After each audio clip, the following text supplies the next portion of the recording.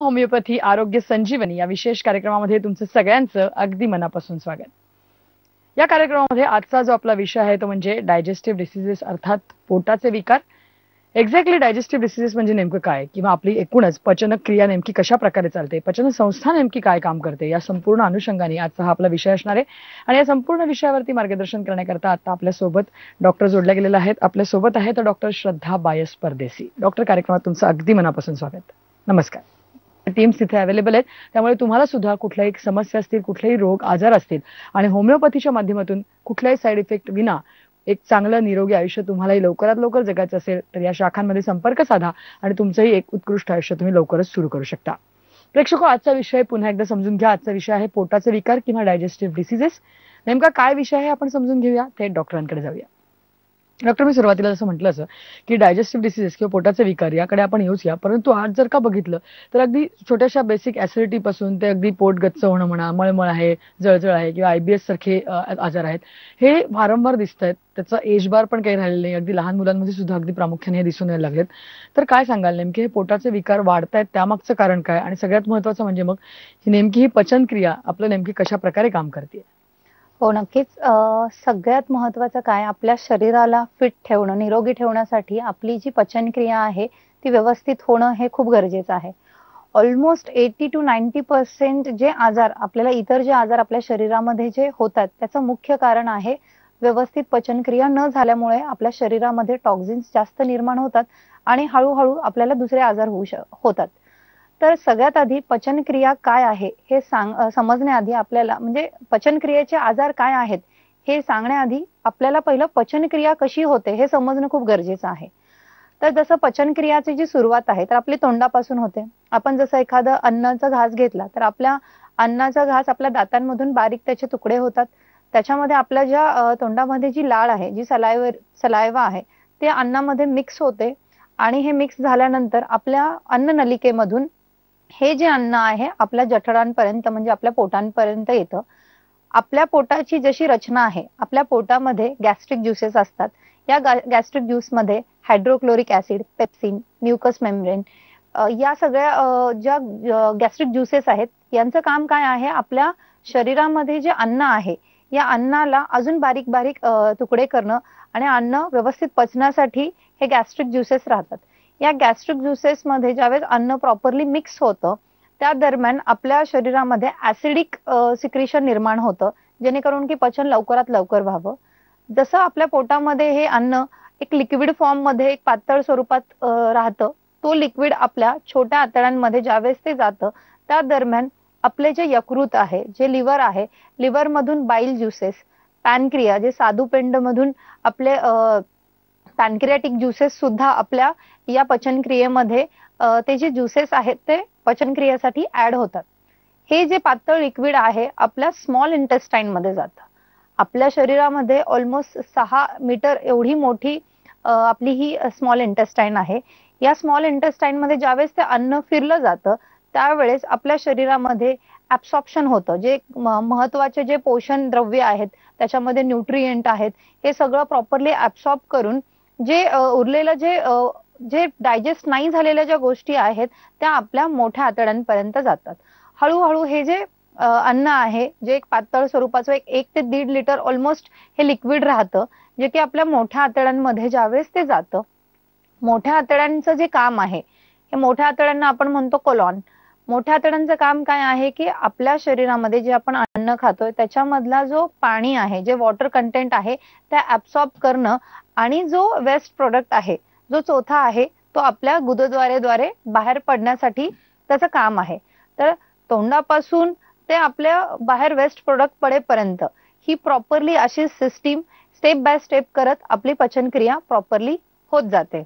Doctor, आपण एवढे सगळे पोटाचे विकार आहेत, आजार आहेत, त्याच्यावरती बोलतोय, त्याची ट्रीटमेंट, लक्षणं, कारण सगळं बोलतोय, त्याच्यामुळे आपले प्रेक्षक सुद्धा आपल्याशी बोलू इच्छितात. ते आपल्याशी जोडले गेलेत. आपण त्यांच्या समस्या समजून घेऊया. बोला. नमस्कार, तुमची काय समस्या आहे? नमस्कार, माझं नाव रवी पाटील आहे. मला एक 2-3 वर्षापासून गॉल ब्लॅडर स्टोनचा प्रॉब्लेम आहे.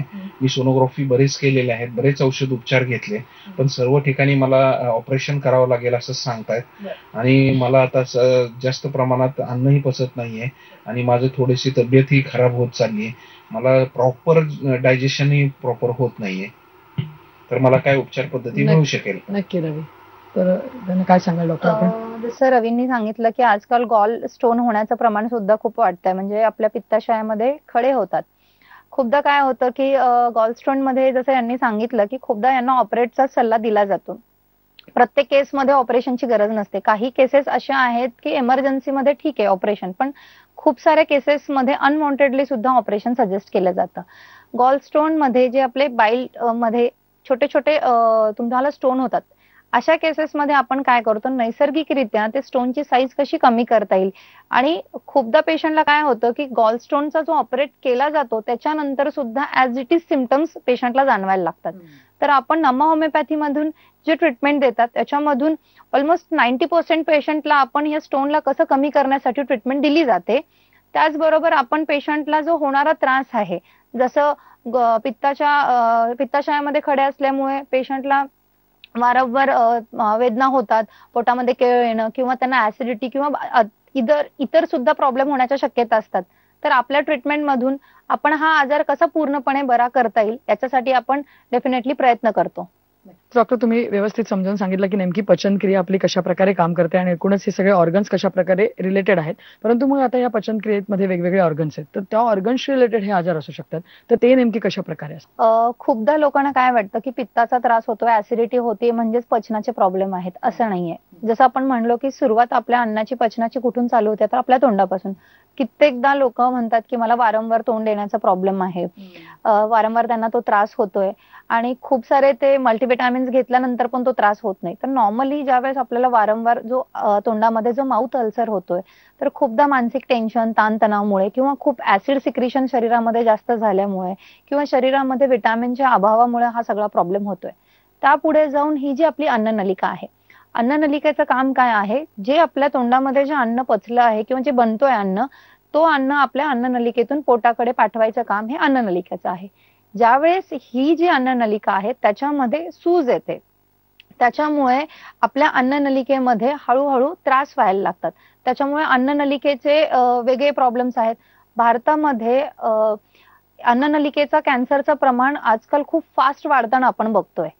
त्याचबरोबर ज्यावेळेस ही अन्ननलिका अन्नाला आपल्या पोटांपर्यंत अन्न घेऊन जाते, ज्यावेळेस आपल्या पोटामध्ये हे अन्न मिक्स होतं, ज्यावेळेस हे अन्न मिक्स होताना आपल्या शरीरामध्ये असलेले जे गॅस्ट्रिक ज्युसेस आहेत, हायड्रोक्लोरिक ऍसिड असू दे, तुमचा पेप्सिन असू दे, म्युकस मेम्ब्रेन असू दे, इतर डायजेस्टिव्ह ज्युसेस असू दे, ज्यावेळेस हे व्यवस्थित काम करत असताना काही बॅक्टेरियल इन्फेक्शन होतं.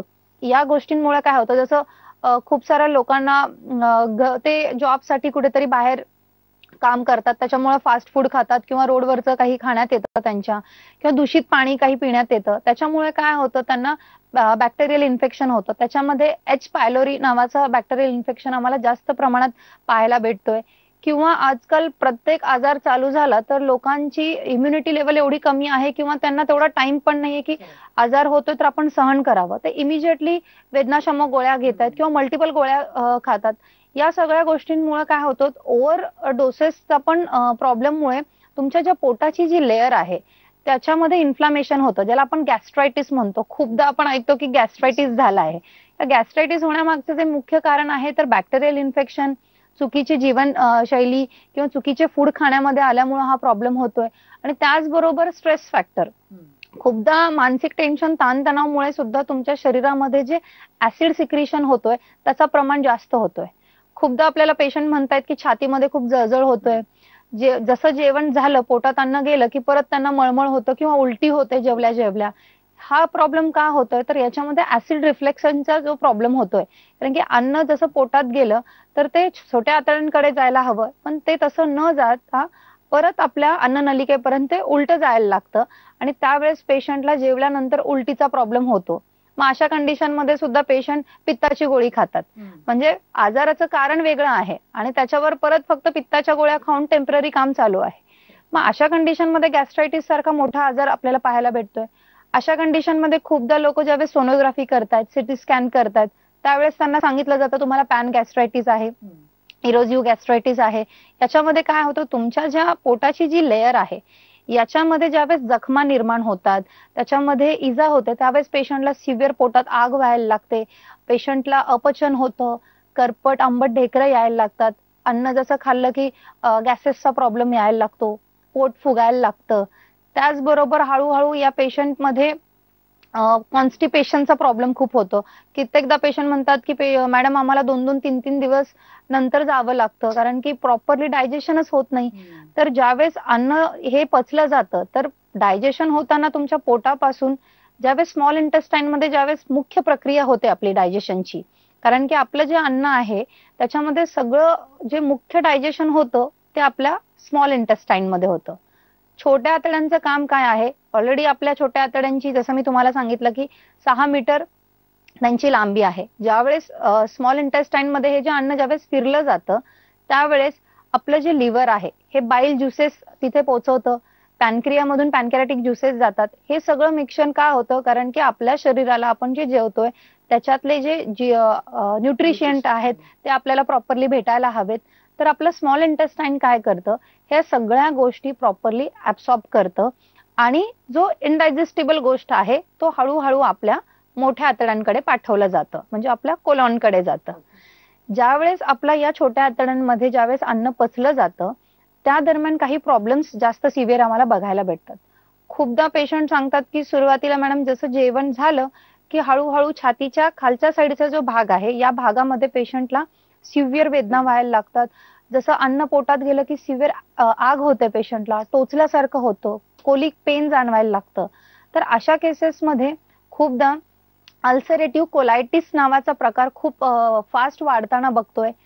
अल्सरेटिव्ह कोलायटिस हा असा आजार आहे याची कारणं अजून फाइंड आउट नाही होत, म्हणजे खूप सारं रिसर्च वर्क होतोय. याचा जो मुख्य कारण आम्ही जे बघतोय त्याला एक ऑटोइम्युन डिसीज आपण म्हणतोय, जेणेकरून की जे तुमचे इंटेस्टाईन आहेत याच्यामध्ये एक लेअर आहे, या लेअरचं काम आहे तुम्हाला प्रोटेक्ट करायचं काम आहे. पण ज्यावेळेस सेल्फ डिस्ट्रक्शन मोडवर ज्यावेळेस बॉडी स्वतःहून जाते त्याच्यामध्ये तुमच्या आतड्यांमध्ये स्वतःहून जखमा निर्माण होतात. जसं छोट्या आतड्यांमध्ये आपण जखमा बघतो, या जखमांमुळे खूपदा पेशंटला ब्लिडिंग होते, शौचाला गेल्यानंतर त्यांना स्टिकी डिस्चार्जेस होतात. खूपदा पेशंट म्हणतात की शेम पडल्यासारखं होतोय. याचा अर्थ काय होतं की अन्न प्रॉपरली डायजेस्ट नाही होत. आणि अल्सरेटिव्ह कोलायटिस हा एवढा प्रचंड वाढतोय सध्या, कारण की याला योग्य ते ट्रीटमेंट नाहीये मॉडर्न मेडिसिन्स मध्ये. टेम्पररी लाईन ऑफ ट्रीटमेंट दिली जाते, त्याच्यामध्ये खूप दुखलं तर तुम्ही एखादी पेनकिलर घ्या, किंवा तुम्हाला खूप त्रास होतोय, पित्त जास्त होत असेल तर तुम्ही एखादी पित्ताची गोळी घ्या. WHO चा स्वतःचा रिसर्च आहे, एक्सेसिव्ह तुम्ही जर पित्ताच्या गोळ्या घेत असाल तर तुम्हाला स्टमक अल्सर होऊ शकतात, आणि काही केसेसमध्ये जर हे अल्सर वेळीच नाही ट्रीट केले गेले तर याचाच परिणाम आपल्याला स्टमक कॅन्सरमध्ये होतोय. कोलॉन कॅन्सर त्याच्यामुळेच आपल्या इंडियामध्ये एवढ्या प्रमाणात वाढत चाललेला आहे. तर हा जो प्रॉब्लेम आहे तर आपल्या इंटरनल डिसीज म्हणजे जे की इम्युनिटी व्यवस्थित न झाल्यामुळे, तसंच चुकीच्या जीवनशैलीमुळे, किंवा प्रॉपरली या आजाराला काय औषध घ्यायला हवंय ते न माहित असल्यामुळे सुद्धा हा प्रॉब्लेम होतोय.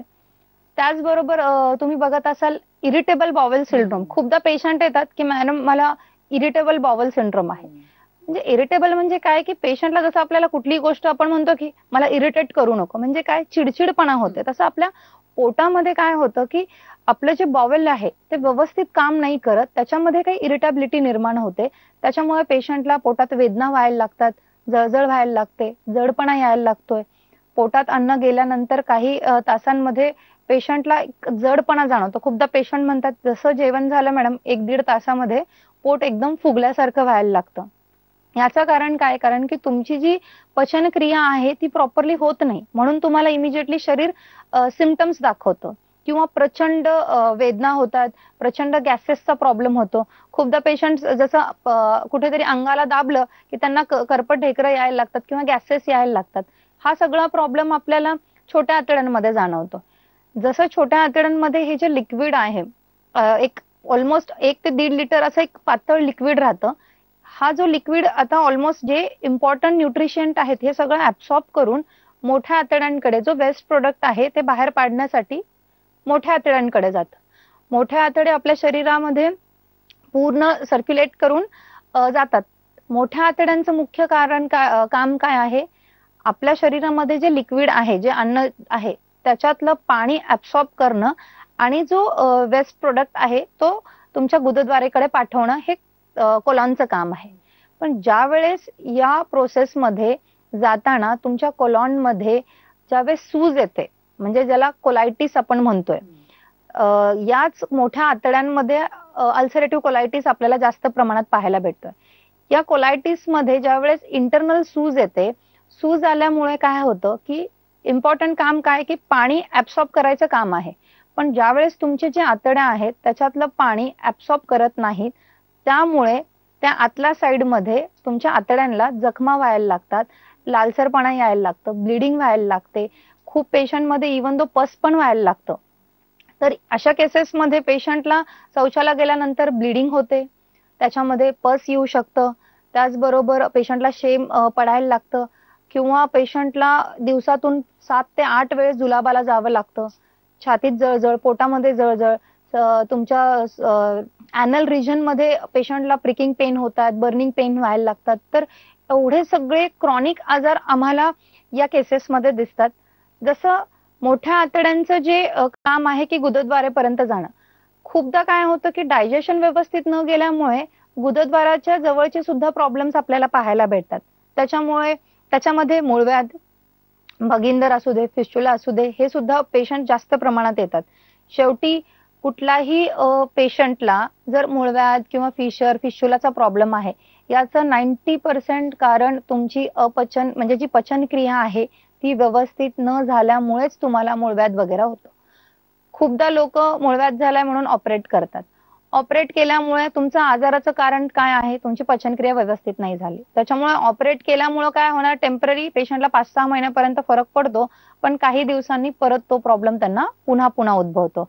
तर एवढी सगळी कारण आहेत आपल्याला पोटाच्या विकारामध्ये आम्हाला पाहायला भेटतात. डॉक्टर, पुढचा फोन आलेला आपल्याला कॉलर आपल्या सोबत आहेत. बोला, नमस्कार, काय तुमची समस्या? नमस्कार, माझं नाव समीर आहे, मी नाशिकवरून बोलतोय. माझा एक मोठा प्रॉब्लेम असा आहे की 3 ते 4 वर्षांपासून माझं पोट व्यवस्थितरित्या साफ होत नाही. म्हणजे मी अक्षरशः 2 ते 3 दिवसांनंतर मोशनसाठी जातो. ते पण मोशन पास करताना मला खूप त्रास होतो, इव्हन खूप प्रेशर द्यावं लागतं. त्याच्यामुळे मला भयंकर त्रास होतो. तर मी ट्रीटमेंट पण घेतली, औषधोपचार पद्धती घेतली, औषधं चालू पण आहेत. औषधं चालू घेतल्यानंतर तेवढ्यापुरता तेवढा फरक पडतो. म्हणजे आज मेडिसिन घेतलं तर दुसऱ्या दिवशी क्लिअर होतं. पण एक दिवस समजा माझ्याकडनं मेडिसिन जर मिस झालं तर त्याचा परत त्रास सेम होतो की 2 ते 3 दिवसानंतर मला मोशन्स होतात. तर याच्यावर काही उपचार पद्धती आपल्याकडे अवेलेबल आहेत का?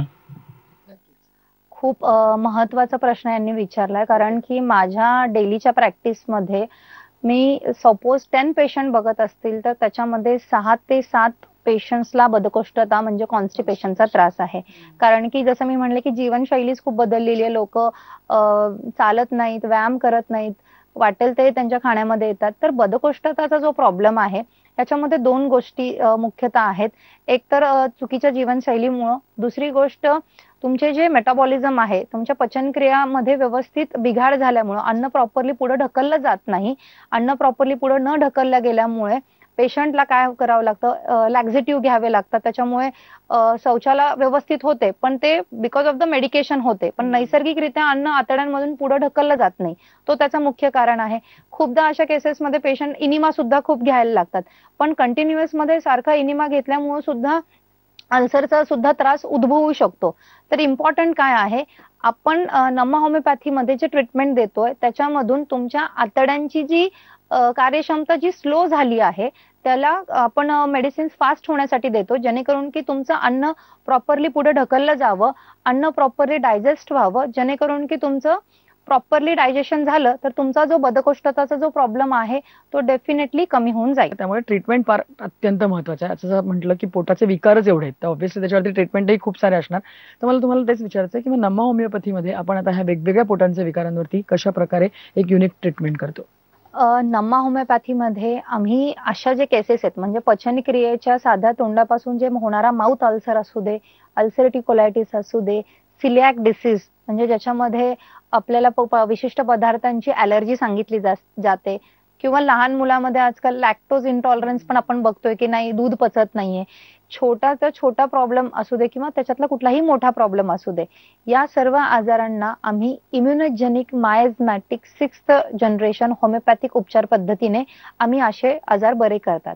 आपल्याकडे हे जे सगळे ट्रीटमेंट दिली जाते याच्यावर प्रॉपरली रिसर्च केलेला आहे, जेणेकरून की हा आजार का झालाय, म्हणजे कधी आजाराच्या मागचे कारण वेगळे असतात. काही आजारांमध्ये जेनेटिक फॅक्टर इम्पॉर्टंट असतो, म्हणजे आई वडिलांना आहे किंवा जेनेटिकच तो प्रॉब्लेम आहे, तो फॅक्टर आहे का, किंवा चुकीची तुमची लाईफस्टाईल कशी आहे, डाएटमध्ये तुम्ही काय घेताय, किंवा आजकाल लोकांना मंडे टू फ्रायडे खूप जॉब करायची सवय आणि सॅटर्डे संडे पार्टीज करायची सवय आहे, त्याच्यामध्ये ओव्हर अल्कोहोल यूज होऊन सुद्धा पोटांचे विकार आजकाल वाढतायत. जसं फॅटी लिव्हर सुद्धा आपण बघतोय की खूप वाढतंय, म्हणजे 10 मधून 2 लोकांची तरी सोनोग्राफी केली तरी त्यांना फॅटी लिव्हरचा प्रॉब्लेम होतोय. तर हे का होतोय, ह्याच्या मागे आजाराचं कारण बघितलं जात नाही. तर नम्मा होमिओपॅथीची जी ट्रीटमेंट आहे याच्यामध्ये आम्ही इम्युनोजेनिक मायझमॅटिक, म्हणजे इम्युनोजेनिक म्हणजे प्रत्येकाची इम्युनिटी आपल्याला आजाराला बरं करण्यासाठी इम्पॉर्टंट आहे. जसं काही आजारांचं कारणच माहित नसतं की का होतात, त्याच्यामध्ये तुमची इम्युनिटी डिस्ट्रक्शन मध्ये जाते म्हणून ते आजार होतात. त्याच्यामुळे आम्ही काय करतो की पहिलं तुमची इम्युनिटी बरी करतो, दुसरं मायझमॅटिक म्हणजे आजाराचं कारण काय आहे, जेनेटिक आहे, लाईफस्टाईलशी निगडीत आहे, किंवा काही दुसरा फॅक्टर आहे का, काही योग्य ते तपासण्या करायची गरज आहे का, या सगळ्या गोष्टी आपण या मायझमॅटिक कंडिशन्स मध्ये बघतो. त्याचबरोबर 6th जनरेशन म्हणजे पोस्ट कोविड सुद्धा आजारांची जी कंडिशन आहे खूप फास्ट वाढताना बघतोय आम्ही. तर पोस्ट कोविड नंतर आम्ही जे 6th जनरेशन हे औषधं इन्व्हेंट का केलेले आहेत, कारण की आजारामधून पण पेशंटला कसं पूर्णपणे बरं करू शकतो. म्हणजे काही असे आजार आहेत की त्याला प्रॉपरली ट्रीटमेंटच नाहीये, तर आपण असे जे आजार आहेत की ज्यांना बाहेर ट्रीटमेंट दिली जात नाही, अशा चॅलेंजिंग केसेस किंवा क्रॉनिक केसेसला आपण आपल्या या मेडिसिन्सने आपण त्यांना बरं करतो. डॉक्टर, तुम्ही या विषयावरती आज एवढं छान मार्गदर्शन इथे केलं त्याबद्दल धन्यवाद. नमस्कार. या विषयासह नम्मा होमिओपॅथी आरोग्य संजीवनी या विशेष कार्यक्रमामध्ये आता मी इथेच थांबतोय. नमस्कार.